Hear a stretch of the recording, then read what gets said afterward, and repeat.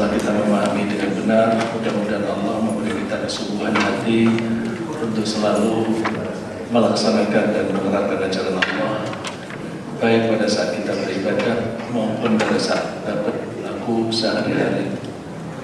Dan mudah-mudahan Allah menetapkan, meneguhkan, dan memantapkan iman di hati kita sepanjang masa, sehingga kapanpun Allah memanggil kita, kita akan mengakhiri hidup kita dalam keadaan iman dan dengan husnul khatimah. Amin. Bapak-bapak dan ibu-ibu sekalian, pada pertemuan yang lalu kita membahas tentang pentingnya memaafkan. Kalau kita tidak bisa memaafkan orang lain, maka yang ada adalah rasa dendam, rasa marah. Rasa dendam, rasa marah itu tidak baik di hati kita. Kalau kita simpan di hati kita, itu akan mengganjal dan bisa menyebabkan stres. Dan kalau kita lampiaskan marah kita mungkin melampiaskan dengan kata-kata dan mungkin melampiaskan dengan perbuatan, dengan tangan. Kalau kita melampiaskan dengan kata-kata, yang ada adalah maki-makian yang bisa menyakiti hati orang yang kita marahi. Dan kalau kita melampiaskan dengan tangan, maka pelampiasan itu akan menyakiti fisik orang lain. Ada ajaran menurut psikologi bahwa kalau seseorang marah tidak bisa menahan diri, maka bisa dibelokkan ke arah yang lebih baik. Namanya sublimasi. Jadi kalau seseorang marah tapi tidak berani mukul orang itu, maka bisa dibelokkan ke memukul lemari, menggebrak meja, atau meninju sarung, karung, pasir, atau bahkan disalurkan ke arah bertinju, atau diarahkan menjadi penjual daging. Itu namanya sublimasi, membelokkan marah, tidak marah kepada orang yang menyakiti hati, tetapi diarahkan kepada yang lain. Itu juga jelek. Itu juga meskipun psikologi bilang itu mengarahkan kepada yang lebih baik. Karena apa? Pada saat kita melampiaskan dengan memukul meja, denyut jantung juga makin sering, makin kuat, yang berarti peredaran darah menjadi lebih cepat, yang bisa menyebabkan stroke. Tangannya pun bisa sakit.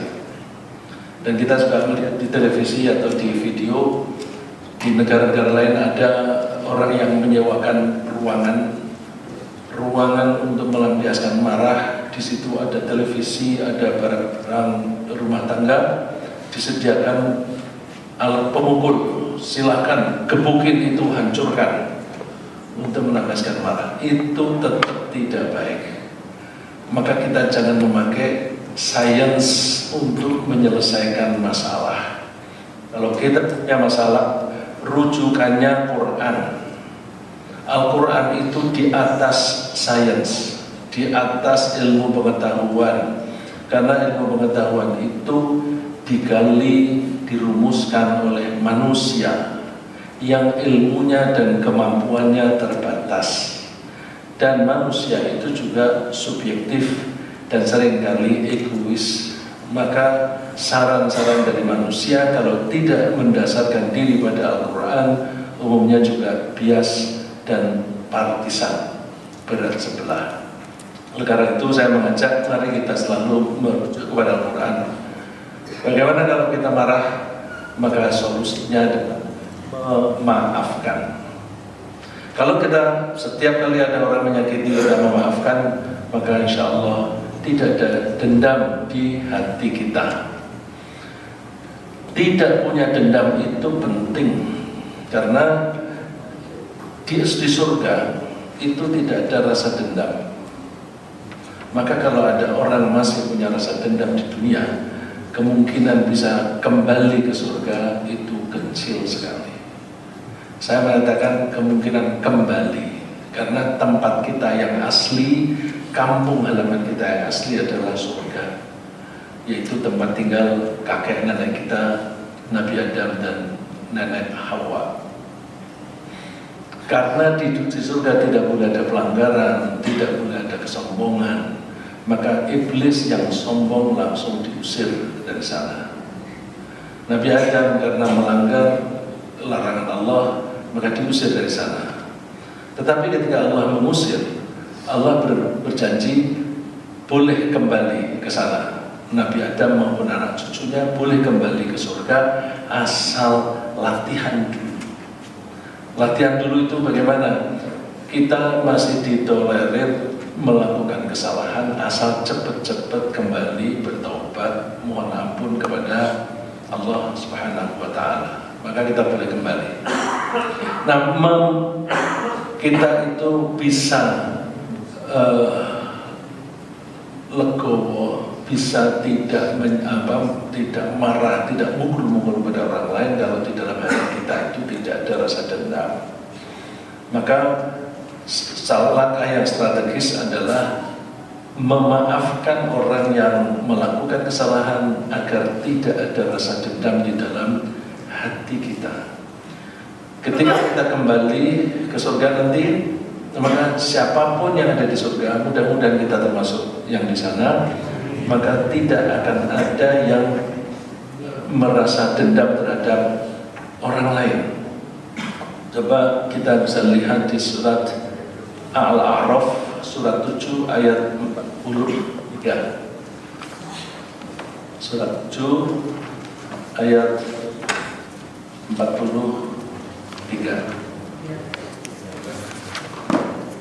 وَنَزَعْنَا مَا فِي صُدُورِهِمْ مِنْ غِلٍّ وَنَزَعْنَا مَا فِي صُدُورِهِمْ مِنْ غِلٍّ تَجْرِي مِنْ تَحْتِهِمُ الْأَنْهَارُ وَقَالُوا الْحَمْدُ لِلَّهِ الَّذِي هَدَانَا لِهَذَا وَمَا كُنَّا لِنَهْتَدِيَ لَوْلَا أَنْ هَدَانَا اللَّهُ لَقَدْ جَاءَتْ رُسُلُ رَبِّنَا بِالْحَقِّ وَنُودُوا أَنْ تِلْكُمُ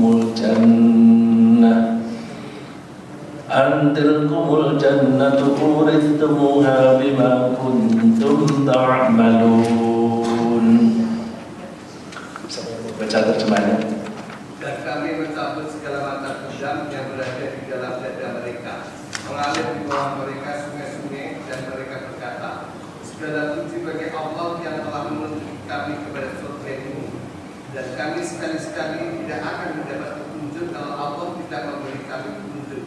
Sesungguhnya telah datang Rasul-Rasul Tuhan kami membawa kebenaran, dan disuruhkan kepada mereka itulah surga yang diwariskan kepadamu disebabkan apa yang telah kerjakan. Ya, dari sini tidak ada seorang pun di surga yang mempunyai rasa dendam. Ketika Nabi Adam diusir, itu artinya karena melakukan kesalahan di surga tidak boleh ada pelanggaran, maka Nabi Adam diberi kesempatan untuk berlatih. Tapi ketika latihan, Allah menjanjikan hidayah.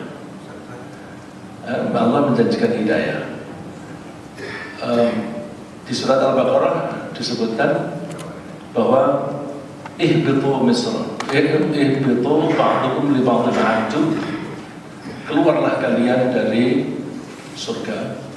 Nanti di dunia kalian satu dengan yang lain akan saling bermusuhan. Ya, sudah disebutkan oleh Allah, kalian nanti di dunia akan saling bermusuhan. Itu bisa dibaca di surat Al-Baqarah. Kemudian bila ada yang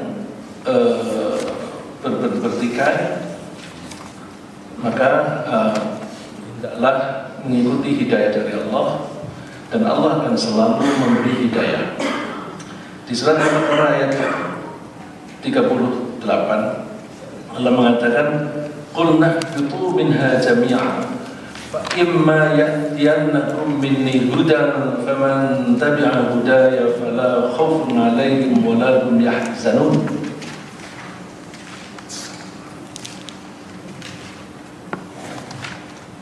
Bisa ketemu Pak ya? Coba kalau kita mulai dari ayat 36.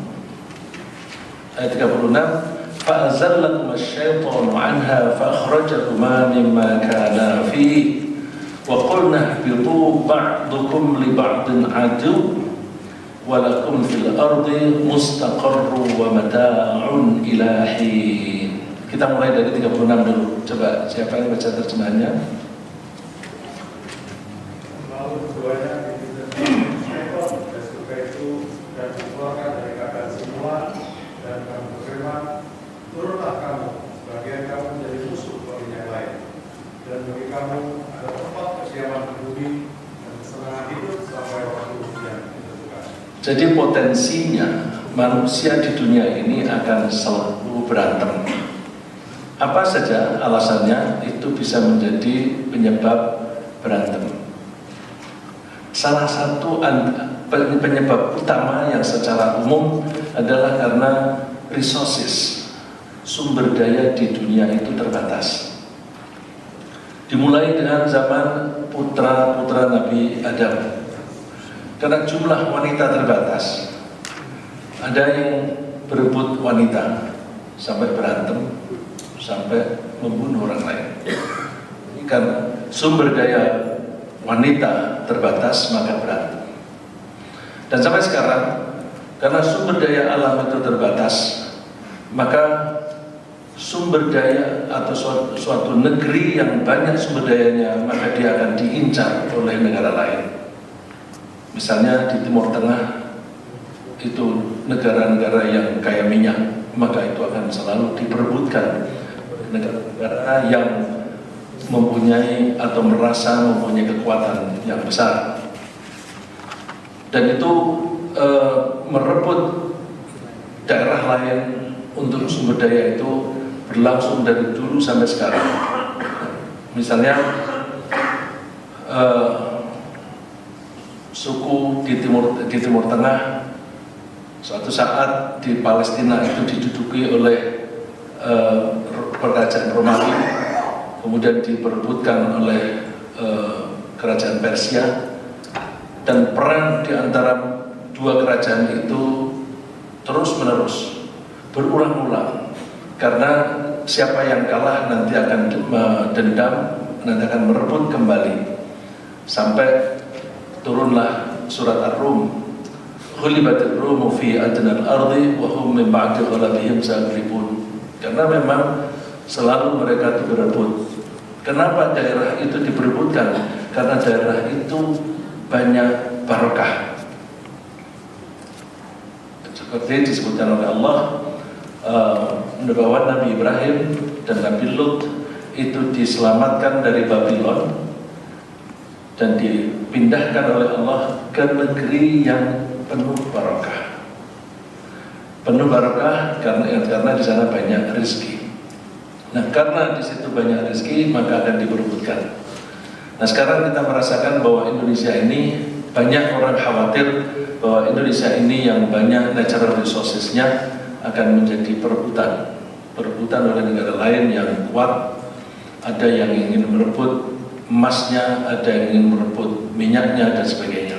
Oleh karena itu, potensi berantem di dunia ini sangat besar, terutama karena resources yang ada di dunia ini terbatas. Beda dengan di surga. Di surga itu resources tidak terbatas. Karena resources terbatas, maka semua orang memiliki apa saja yang diinginkan. Karena semua orang memiliki apa saja yang diinginkan, maka uang pun tidak berlaku. Fi yaumil la bay', yang di satu masa di mana tidak ada perdagangan. Karena resource-nya tidak terbatas. Kita mau jual apa? Orang yang kita sasar untuk membeli sudah memiliki. Ya, oleh karena itu di sana tidak perlu ada dendam. Nah, di dunia ini kita akan mempunyai dendam bila kita masih mengkurang dalam mempercayai rahmat Allah. Kalau seseorang tidak meyakini bahwa Allah selalu memberi rahmat, memberi kasih sayang, maka muncullah ketakutan-ketakutan. Misalnya ketakutan, aku besok makan apa, aku minggu depan mau makan apa, aku tahun depan mau makan apa, anak cucuku mau makan apa. Maka karena resourcesnya terbatas, maka orang-orang pada berebut. Seperti kita lihat bahwa jabatan di pemerintahan ini menjadi rebutan, dan rebutan itu selalu yang diincar adalah lembaga-lembaga yang anggarannya besar. Maka kita mesti hati-hati, dan kalau kita berusaha untuk menghilangkan rasa dendam di hati kita, tidak cukup hanya kita berusaha, kita harus juga memohon kepada Allah supaya dihilangkan rasa dendam di hati kita. Allah mengajari kita supaya tidak punya rasa dendam di surat Al-Hasyr, surat 59 ayat 10. Surat 59 ayat 10. Nah, ini sering-sering kita baca agar kita selalu ingat bahwa kita tidak boleh dendam. وَالَّذِينَ جَاءُوا مِنْ بَعْدِهِمْ يَقُولُونَ رَبَّنَا اغْفِرْ لَنَا وَلِإِخْوَانِنَا الَّذِينَ سَبَقُونَا بِالْإِيمَانِ وَلَا تَجْعَلْ فِي قُلُوبِنَا غِلًّا لِلَّذِينَ آمَنُوا رَبَّنَا إِنَّكَ رَءُوفٌ رَحِيمٌ. Sudah ketemu Pak? Siapa baca terjemahannya? Dan orang-orang yang datang sesudah mereka, Muhajirin dan Ansor, mereka berdoa, "Ya Tuhan kami, ampunilah kami dan saudara-saudara kami yang telah beriman lebih dahulu dari kami, dan janganlah Engkau tanamkan kedengkian dalam hati kami terhadap orang-orang yang beriman. Ya Tuhan kami, sungguh Engkau Maha Penyantun lagi Maha Penyayang." Ya, terima kasih. Jadi kita dianjurkan oleh Allah, kita mohon ampun kepada Allah dan juga saudara-saudara kita. Jadi yang berbuat salah itu bukan hanya kita saja. Saudara-saudara kita itu juga punya potensi untuk melakukan pelanggaran-pelanggaran. Maka teman-teman kita yang melakukan pelanggaran, bukan kita maki-maki, bukan kita cemooh, tapi kita doakan. Dan kita mohon supaya di hati kita itu tidak diberi atau tidak diizinkan ada rasa dendam. Wala taj'al fi qulubina ghillan lil ladzina amanu, terutama terhadap teman-teman atau saudara-saudara sesama iman. Ini sekarang ini zaman yang sangat runyam, yang bertentangan dengan ini. Para pendukung 02 dan 01 masih saja ada rasa dendam, omongannya sana sini. Toh mereka itu sesama muslim. Maka kita perlu mengembangkan perasaan ini supaya tidak ada rasa dendam. Kita masing-masing mempunyai keyakinan yang dipercayai. Kemudian kalau kita mempercayai sesuatu, maka biasanya kita memperjuangkan itu, dan kita akan memusuhi orang-orang yang kita anggap menghalang-halangi keyakinan kita. Tapi mudah-mudahan keimanan itu mengikat kita supaya kita saling toleransi.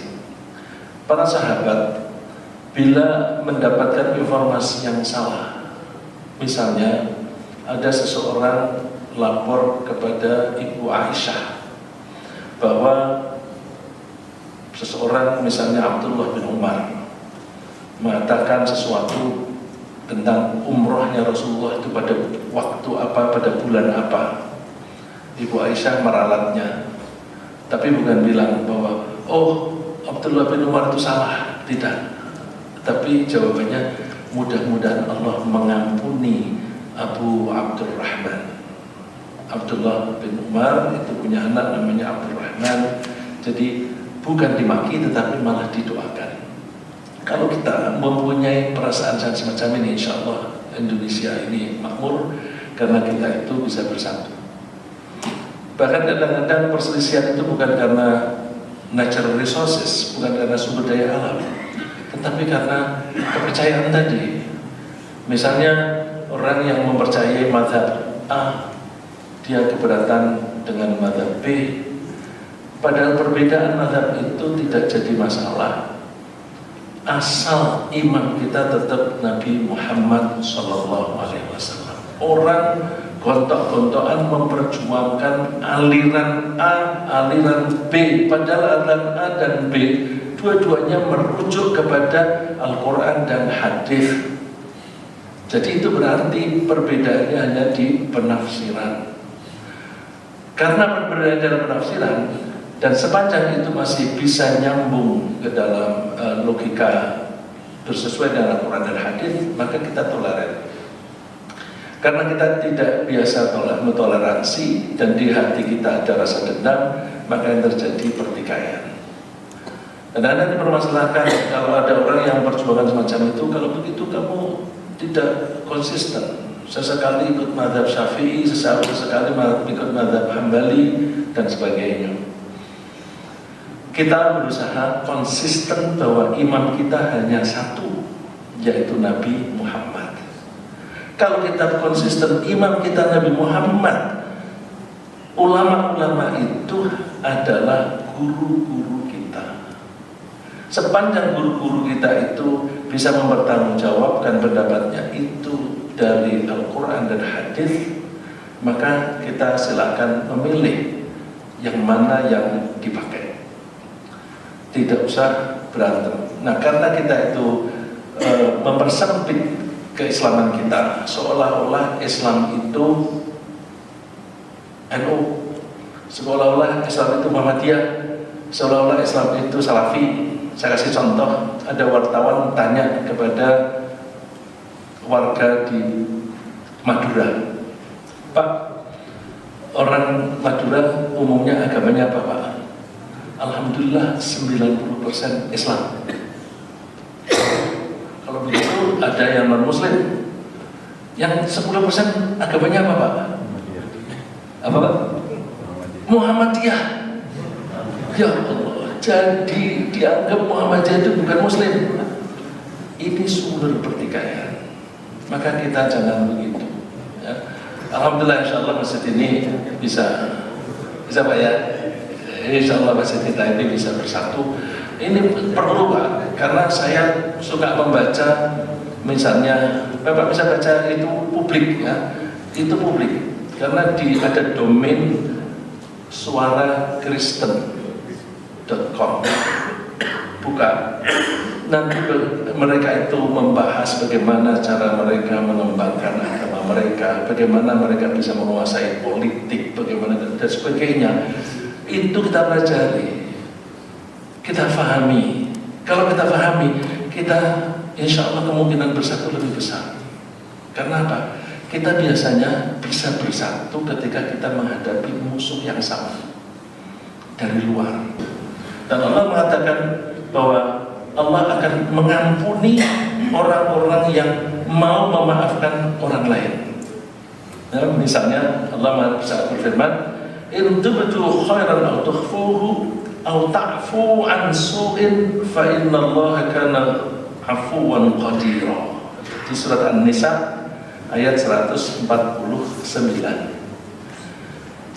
Surat 4 ayat 149. In tubdu khairan aw tukhfuhu aw ta'fu an su'in fa innallaha kana 'afuwan qadira.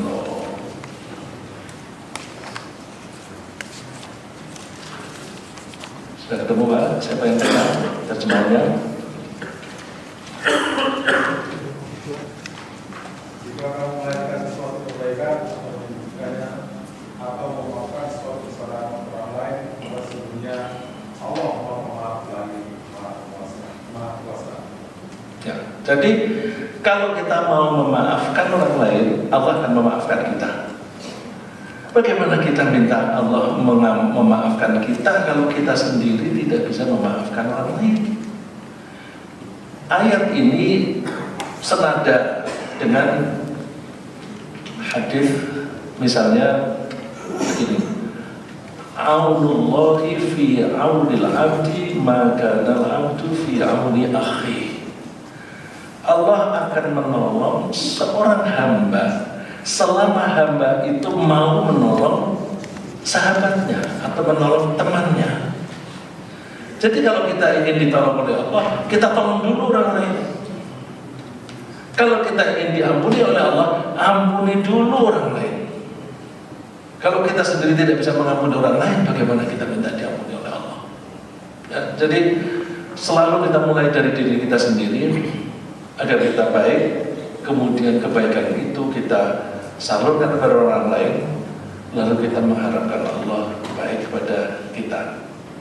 Misalnya lagi yang senada dengan itu, intan surullaha yansurkum. Kalau Allah menolong kalian, maka Allah akan menolong kalian. Jadi kalau kita ingin ditolong oleh Allah, tolong dulu orang lain. Kalau kita ingin dimudahkan hidup kita oleh Allah, kita beri kemudahan kepada orang lain. Jangan sampai kita itu mempersulit kehidupan orang lain, tapi kita minta dimudahkan hidup kita oleh Allah. Tidak bisa. Ya, saya ingin berlanjut. Kalau ini tadi dan pertemuan yang lalu kita membahas tentang pentingnya memaafkan orang lain, kita juga perlu mendapatkan maaf dari Allah dan maaf dari orang lain. Kalau kita memaafkan orang lain, apakah kita dianjurkan memaafkan orang yang minta maaf kepada kita, atau kita disuruh memaafkan siapa saja yang berbuat salah atau kita juga berbuat salah meskipun dia tidak minta maaf? Kita memaafkan yang minta maaf saja atau siapa saja? Jawab apa?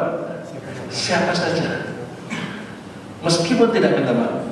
Bahkan kemarin sudah saya tunjukkan ayatnya, orang-orang yang baik itu justru memaafkan ketika marah. Waktu itu saya tunjukkan di surat Asy-Syura surat 42 ayat 37, walladzina yajtanibuna kaba'iral itsmi wal fawahisha wa idza ma ghadibu hum yaghfirun. Insyaallah pada pertemuan yang lalu kita sudah bahas ini, ya. Orang itu orang-orang yang selalu menjauhi dosa-dosa besar dan perbuatan keji. Poin saya kalimat berikutnya, wa idza ma ghadibu, dan kapanpun mereka marah, hum yaghfirun, mereka memaafkan. Jadi memaafkan ini tidak usah menunggu orangnya minta maaf. Kenapa? Kadang-kadang orangnya tidak berbuat salah, tapi kita menganggap dia berbuat salah. Karena apa? Persepsi kita yang salah. Karena kita punya dendam, lalu orang itu sebenarnya berbuat biasa-biasa saja atau berbuat baik bahkan, tapi karena ada rasa dendam, maka kita curiga dan kita menjadi marah kepada mereka. Ya, seperti itu tadi contoh. Ketika tsunami menimpa Aceh, kemudian ada orang-orang luar negeri dan orang-orang agama lain membantu di sana. Kemudian mereka karena membantu, mereka ingin dianggap bahwa mereka melakukan kebaikan. Lalu mereka membawa simbol-simbol organisasi mereka. Kalau mereka organisasi Kristen, ya memakai simbol Kristen. Terus kita menganggapnya, wah ini kristenisasi. Ya, contoh lagi yang di kampung-kampung, orang-orang miskin dibantu oleh gereja, lalu kita menganggap kristenisasi. Salahnya sebenarnya di mana? Salah kita. Kenapa ada orang miskin bukan kita yang menolong? Kalau karena kita tidak menolong, maka yang menolong orang lain. Kok ketika orang lain menolong kita marah? Jadi kalau kita tidak ingin orang lain itu menolong mereka, bukan dengan cara, jangan kamu tolong, bukan, nanti kasihan orang yang tidak bisa makan. Maka caranya, sebelum orang lain menolong, kita tolong dulu, sehingga orang-orang itu tidak lapar. Kalau mereka tidak lapar, maka mereka diiming-iming apapun, tidak mempan. Jadi kita ikut andil dalam bersalah karena kita tidak suka menolong orang lain dan kita suka marah kepada orang lain yang sebenarnya tidak perlu kita marah karena mereka maksudnya baik, tapi karena kita ada rasa kedengkian lalu kita curiga yang negatif ya. Nah, karena itu kita perlu juga minta ampunan kepada Allah, karena dalam kehidupan sehari-hari kita tidak pernah lepas dari dosa. Padahal dosa itu potensinya adalah menyeret kita ke neraka. Dosa itu adalah perbuatan yang salah menurut satu ukuran ya.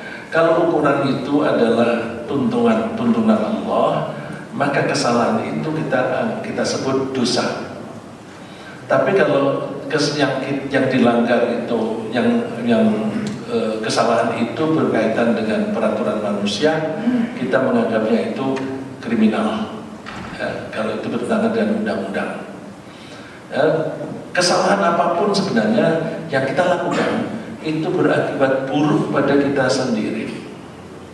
Berakibat buruk kalau pelanggarannya itu aturan Allah, buruknya itu tidak hanya di dunia tapi juga sampai di akhirat.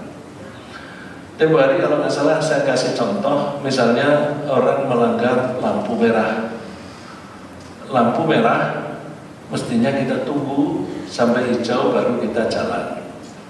Tapi banyak orang, apalagi kalau masih bergelap sebelum subuh, lampu merah sepi, bablas diterusin. Ketika ramai pun juga banyak, terutama sepeda motor nerjang. Mereka beranggapan bahwa nerobos itu baik karena keinginan orang itu cepat sampai di tempat kerja, tidak terlambat. Karena kalau terlambat dia akan kena denda atau gajinya dipotong atau setidaknya dimarahi. Maka orang semacam itu menganggap nerobos itu baik karena menyebabkan dia tiba di tempat kerja tepat waktu. Padahal perbuatan itu buruk. Buruknya di mana? Di dunia maupun di akhirat. Di dunia, misalnya dengan dia melanggar lampu merah, berarti dia tidak mau menunggu prosedur. Prosedurnya nunggu sampai lampunya ganti hijau. Nah, orang yang tidak mau menunggu prosedur itu berarti tidak sabar menunggu. Kalau dia sekali melanggar lampu merah, berarti dia tidak sabar menunggu giliran. Kalau itu dilakukan 10 kali sehari, berarti dia 10 kali sehari melatih dirinya tidak sabar menunggu giliran. Nah, kalau ini latihan setiap hari dilakukan 10 kali dalam 1 bulan, berarti dia melanggar 300 kali, berarti dia 300 kali dalam 1 bulan melatih dirinya untuk tidak sabar menunggu giliran. Orang itu pasti suka nyerobot apa saja, hak orang lain. Hak orang lain, dia tidak mau menunggu gaji sampai dia udah sampai gaji, sampai simpenannya itu depositonya tambah. Tapi dia tidak mau menunggu lalu dia ambil hak orang lain lalu korupsi. Karena apa? Karena tidak mau menunggu prosedur. Nah, orang yang tidak mau menunggu prosedur itu namanya tidak sabaran. Orang yang tidak sabaran pasti mudah marah. Orang yang mudah marah pasti emosinya tidak stabil. Kalau emosinya tidak stabil, berarti dia hidupnya tidak tangguh. Tema kita adalah bagaimana kita melatih diri kita supaya kita bisa mempunyai kepribadian yang tangguh. Maka termasuk tangguh itu adalah memaafkan orang lain agar kita bisa tenggang rasa dan kita bisa berperilaku yang wajar. Kembali ke mohon ampun kepada Allah. Mohon ampun kepada Allah itu penting karena nasib kita itu ditentukan oleh perbuatan kita sendiri. Orang yang berbuat dosa itu namanya mujrim, jamaknya mujrimin. Kebalikan dari orang yang berbuat dosa, siapa itu? Orang yang tunduk, yang nurut. Orang yang nurut. Orang yang suka berbuat dosa artinya orang yang suka melanggar aturan. Orang yang suka melanggar aturan, kalau aturan itu aturan Allah, maka disebut seorang yang suka berbuat dosa. Kebalikannya, orang yang kebalikan dari itu adalah orang yang selalu nurut, tunduk patuh kepada Allah. Orang yang tunduk patuh kepada Allah namanya apa? Muslim. Terima kasih Pak. Ya, saya mancing-mancing dengan istilah apa? Dengan deskripsi. Istilahnya apa? Jadi orang yang banyak melanggar itu namanya mujrim atau mujrimun. Orang yang tidak suka melanggar, orang yang nurut, tunduk patuh itu namanya muslim. Jadi kalau kita mengaku sebagai seorang muslim, maka kita mesti membuktikan diri bahwa kita tidak suka melanggar ketentuan Allah. Lalu apakah nasib orang yang tunduk patuh kepada Allah diperlakukan sama oleh Allah dengan orang yang suka melanggar? Tidak fair dong. Kalau Allah memperlakukan orang yang tunduk dan orang yang suka melanggar diperlakukan sama, tidak adil Allah. Kalau Allah tidak adil, itu mustahil. Allah mustahil tidak adil. Allah pasti adil. Bukti adilnya apa? Allah pasti memperlakukan secara berbeda orang yang tunduk dan orang yang suka melanggar. Itu dipertanyakan oleh Allah supaya kita menjawab di surat Al-Qalam, surat 86 ayat 35 dan 36. Ya, saya ulang, surat 86 ayat 35 dan 36. Afanaj'alul muslimina kal mujrimin ma lakum kaifa tahkumun. Ya? 68. Ya? 68. Mohon maaf, saya salah tulis surat Al-Qalam. Nun wal qalami wa ma yasturun. 68 ya? 67. Oh iya betul, 68.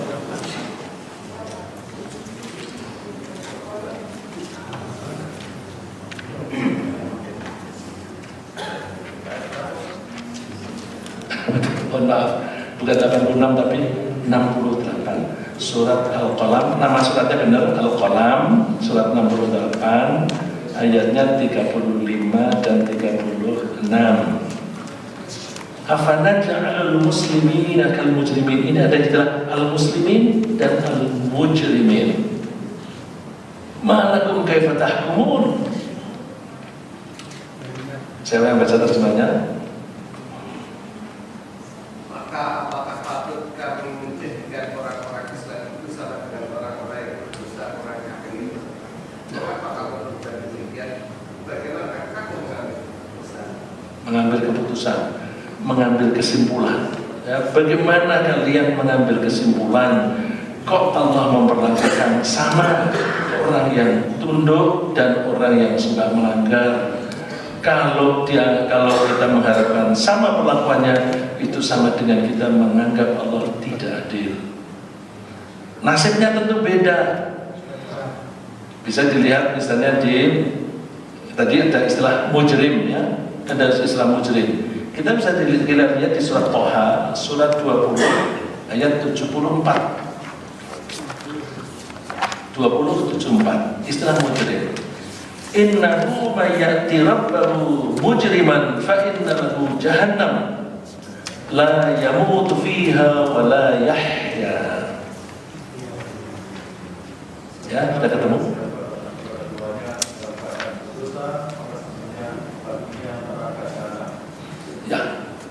Ya, mereka ya, jelas. Siapa yang datang kepada Allah dalam keadaan mujrim? Nah, ini hati-hati Pak, Ibu. Kita semuanya kepingin husnul khotimah. Tadi di dalam doa saya di pembukaan, mudah-mudahan Allah meneguhkan, menetapkan dan memantapkan iman di hati kita sepanjang masa, karena kapanpun kita selalu beriman. Sehingga kalau sepanjang waktu itu kita beriman, Allah akan mencabut nyawa kita di titik manapun kita wafat dalam keadaan iman. Dengan begitu kita meninggal dalam keadaan husnul khotimah. Jangan sampai pas waktu Allah atau malaikat itu mencabut nyawa kita sedang berbuat dosa. Nah, mujriman di sini bisa berarti orang yang pada wafat itu sedang melakukan dosa. Bisa berarti begitu. Bisa juga berarti orang yang wafat itu dia dalam keadaan sudah secara kumulatif banyak dosanya. Ya, secara kumulatif banyak dosanya. Dia meninggal pada saat tidur, tapi secara kumulatif banyak dosanya. Itu juga mujrim. Nah, kita mudah-mudahan kita selalu berusaha untuk menghindari dosa, kapanpun, sekecil apapun. Dikhawatirkan pada saat kita berbuat dosa itu pas malaikat mencabut nyawa kita, berarti kita wafat dalam keadaan mujrim, su'ul khotimah. Maka kita pasang moto kita, zero sin. Kita canangkan program zero sin, 0 dosa, ya, 0 dosa. Kalau 0 berarti jangan pernah mengizinkan dosa yang pertama kita lakukan. 0 itu kan sebelum angka 1. Jadi kita hindari jangan sampai 0 ini pecah. Kalau pecah menjadi 1, kita hindari dosa yang pertama. Kalau dosa yang pertama itu kita hindari, tentu dosa yang kedua, ketiga akan tidak terlaksana. Jadi 1 ini jangan, 0-nya itu jangan sampai pecah. Tapi bagaimana mungkin kita hanya mengizinkan dosa untuk diri kita bila tidak sengaja? Artinya sebenarnya tidak bermaksud mengizinkan. Jadi kalau kita tidak sengaja, ya namanya tidak sengaja. Kapan kita berbuat dosa sengaja, Pak? Apa tidak? Mohon maaf. Kita berbuat dosa tidak sengaja. Kapan kita bisa berbuat dosa tidak sengaja? Ketika kita tidak tahu. Nah, kalau kita tidak tahu bahwa itu pelanggaran, terus dia melakukan itu tidak menyadarinya. Misalnya, ini saya sering mendapatkan keluhan wanita. Ya, ini baru beberapa hari yang lalu juga ada seorang wanita yang mengeluh. Suaminya itu kalau marah-marah sudah bilang, aku cerai kamu. Dia tidak sadar bahwa dia ngomong aku cerai kamu, itu cerai sudah jatuh, talak sudah jatuh. Kalau dia tidak menyadari bahwa itu salah, bahwa itu sudah jatuh, ya dia tidak punya pengetahuan bahwa ngomong seperti itu meskipun hanya ngomong karena marah, dia tidak tahu bahwa itu sudah jatuh, maka status dia sudah cerai. Terus kalau misalnya dalam 2-3 hari si laki-laki ini reda marahnya, terus dia bisa akur kembali dengan istrinya menyambut dengan baik, oh sudah sadar dia, terus ngajak tidur bersama, halal nggak? Apa? Halal, karena statusnya menjadi sudah kembali atau rujuk. Rujuk itu para ulama fikih, ini nanti kalau mau ingin tahu lebih dalam, tolong tanyanya tidak pada saya tapi ahli fikih. Ada 2 pendapat bahwa rujuk itu harus dengan kata-kata aku kembali kepadamu ya. Terus istrinya bilang iya, ada persetujuan, jadi ada transaksi, ada akad, ada transaksi, dan aku kembali ya Terus istrinya bilang ya. Ada yang berpendapat begitu. Ada yang berpendapat bisa pakai body language. Body language. Kalau kemudian tidur bersama, itu pakai body language bukan? Kalau pakai body language, berarti menurut pendapat yang ini halal. Oke, misalnya kita anggap bahwa ini halal. Ini Bapak Ibu mau mengikuti pendapat yang ini atau yang ini tadi terserah ya, terserah. Tapi saya kemukakan ada dua pendapat begini. Anggaplah misalnya itu halal. Terus nanti lain hari marah lagi, aku cerai kamu. Jatuh yang kedua. Terus balik lagi seperti tadi. Udah halal sepanjang masih masa iddah. Kalau itu sudah lebih melampaui masa iddah, nggak boleh. Pakai body language pun nggak boleh. Ya, pakai body language, pakai bahasa lisan juga nggak boleh. Nah, terus kalau itu dilakukan sampai yang ketiga kali, itu berarti talak 3. Terus dia kembali lagi begitu. Zina itu. Karena apa? Kalau sudah 3 kali tidak boleh kembali kecuali ada penyelam. Dia si wanita ini nikah dengan orang lain, betul-betul nikah dengan sungguh-sungguh. Suatu saat dengan sungguh-sungguh suami yang kedua ini menceraikannya, bukan rekayasa. Baru suami yang pertama boleh kembali. Nah, ini kan sering ini yang orang mengeluh kepada saya, suaminya itu mau minta kembali lagi. Terus saya tanya, sudah berapa kali? Udah 3 kali, nggak bisa. Ini berarti si laki-laki itu melanggar atau ingin melanggar karena tidak tahu. Kalau tidak tahu obatnya apa?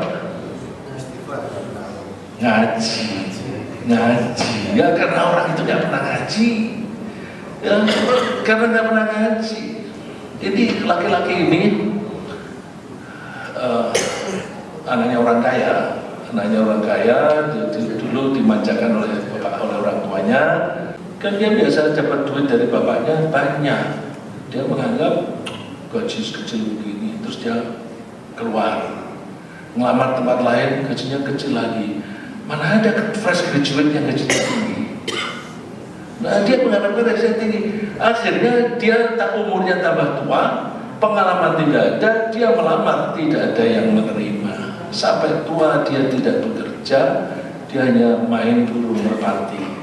Gimana itu Pak? Insinyur ITB kerjaannya hanya main burung merpati. Nah, orang yang semacam itu biasanya egoismenya tinggi. Kalau istrinya nggak nurut, pukul. Terus dia karena apa? Dia nggak punya senjata. Dia tidak pernah memberi nafkah. Istrinya mulai dari dulu kerja sendiri, ngurusi anak sendiri, suaminya tidak mau tahu. Terus, tapi kalau istrinya tidak nurut, pukul. Nah itu, masya Allah. Ini apa namanya? Semacam itu. Kembali bahwa seringkali kita berbuat salah atau berbuat dosa tidak sengaja kalau kita tidak tahu. Obatnya apa? Belajar, ngaji. Kalau nggak mau ngaji, ya berarti potensi melakukan pelanggaran itu besar. Ada sebab lain. Kita melakukan pelanggaran tidak sengaja. Kapan? Kapan Pak, Ibu? Ya sering, tapi ketika apa?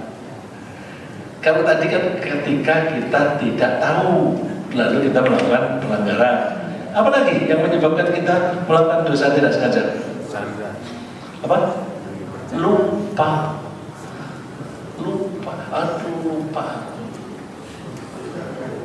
Ya, saya kasih contoh. Nabi Adam melanggar itu karena apa? Nabi Adam itu melanggar ketika di surga, tidak boleh makan itu karena apa? Ada ayatnya. Walaqad ahidna ila Adama min qablu fanasi walam najid lahu azma. Itu ada di surat Thaha surat 20 ayat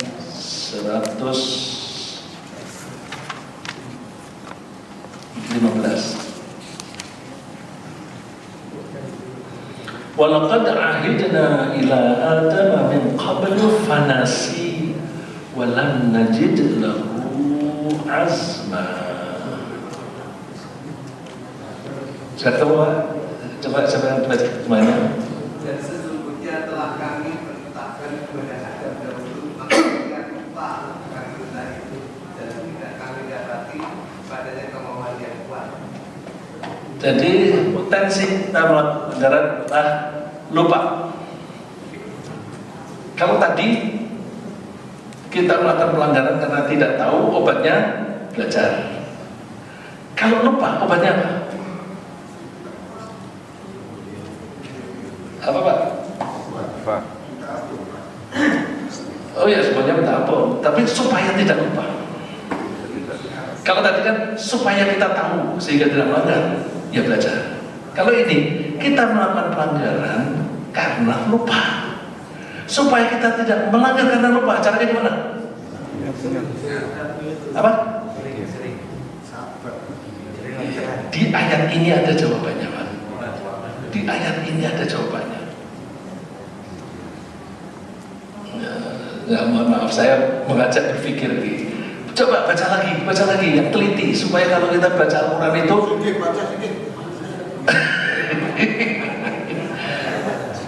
ya benar Pak Herdon? Apa? Walam najid lahu azma. Aku tidak mendapatkan dia apa tuh? Kemauan yang kuat. Kalau kita tidak punya kemauan yang kuat, potensinya mudah lupa. Betul? Kayak baca Quran itu saya mengajak yang teliti. Kita buka Al-Quran mana saja itu mengenai perilaku, Pak. Perilaku. Kenapa kita tidak mempelajari Al-Quran untuk memperbaiki perilaku? Kita mencari bab sholat di sini susah. Sholat zuhur berapa rakaat? Enggak ada itu. Tapi kita menganggap Islam itu ritual, sholat, puasa itu aja. Enggak, puasa Islam itu sangat penting adalah perilaku. Karena Allah mengatakan wa ma khalaqtul jinna wal insa illa liya'budun. Aku tidak menciptakan manusia dan jin kecuali untuk mengabdi. Allah mengatakan tugas manusia hanya satu, mengabdi. Tapi Rasulullah ketika diutus dia mengatakan innama bu'itsu liutammima makarimal akhlak. Aku diutus hanya untuk menyempurnakan akhlak. Loh, kok beda? Allah menyebutnya tugas manusia itu ibadah. Kok Nabi tidak mengatakan aku diutus supaya kalian beribadah kepada Allah? Kok tidak begitu? Artinya apa itu? Bertentangan enggak itu ayat tadi dengan hadisnya? Tidak saling melengkapi. Jadi ibadah itu harus dalam bentuk akhlak. Ibadah itu harus dalam bentuk akhlak. Kalau orang mengaku Islam tapi akhlaknya rusak, itu berarti tidak mengabdi kepada Allah. Nah, kalau kita baca Al-Quran, Masya Allah, isinya itu akhlak. Kita diperintah oleh Allah, jangan langgar dong. Duh, tapi aku lupa. Kamu punya kemauan kuat enggak? Azm. Walam najid lahu azma. Nabi Adam waktu itu kurang kuat kemauannya, azamnya kurang.